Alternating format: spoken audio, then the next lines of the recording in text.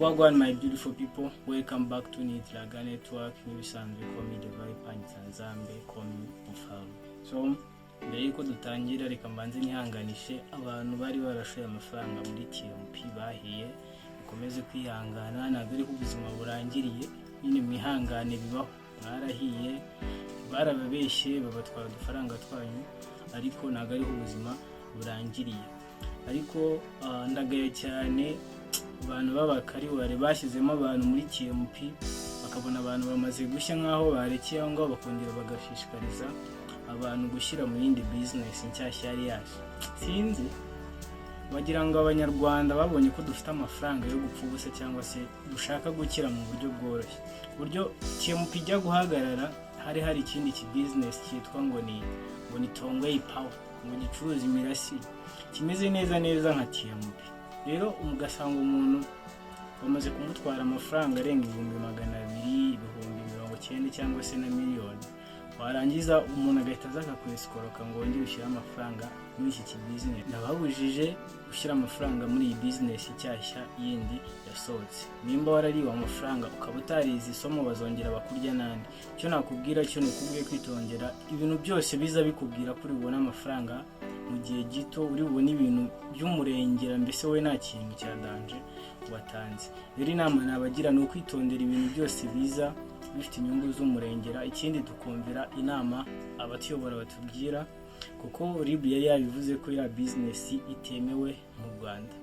Ariko nanone ndasaba ibinyamakuru bizi ko bikurikirwa n'abantu benshi nka TV1 kujya bitangaza inkuru byabanje kuyiverifya, kuko nkeka ko mu nshingano z'abanyamakuru harimo gutangaza inkuru z'umwimerere kandi z'ukuri zitari kuyobya abaturage. Kuko TV1 ni kimwe mu bitangazamakuru byagize uruhare mu gutuma abantu bajoininga business ya TMP, yari amafaranga atari make abanyarwanda.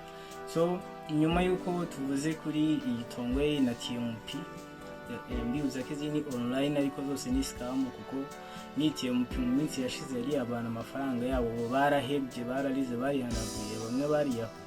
So cyo nakubwira ni ukwirinda gushora muri online business ubonye iyo ari yo yose, ukabyitondera, ukabanza ukamenya ko nimba yemewe cyangwa se ikora ibintu byemewe na leta mu gihugu runaka. Hanyuma rero hari izindi ngetura, nyuma yuko abantu bo hanze bamaze kuturya amafaranga, hari abandi bana b'abanyarwanda nabo bafite umutima muremure, bafite n'ubusambo, bize andi manyanga yo kwiba abaturage nabo. Urumva mbere twari tumenyereye ingetura zo mu Rwanda ziduhamagara kuri telefoni, ikaba yakubwira ngo watsindiye ngo miliyoni 2, ngo cyangwa ngo yakohereje amafaranga ukayiha amafaranga. Ariko hari izindi ngetura namaze gufatisha neza ubu ngubu zitwa ngo ni Umuhoza Group Limited, kuri IG bitwa Vision Link Global Limited, ngo bafite business yitwa ngo Future Invest Limited. Aba nabo n'abandi basikama, bona abanyarwanda biyemeje kurya amafaranga y'abanyarwanda. Bafite video bashyira kuri IG yabo y'umugore uri kuvuga ibintu bya online. So iyo ukanze kuri link yabo ngo ucatse nabo kuri WhatsApp, bakubwira ngo ni business, ngo urashora ngo 4,100, ngo noneho ngo we ngo bahite bajye baguhereza amafoto 20, ngo buri foto kuyiha like ni 1,000.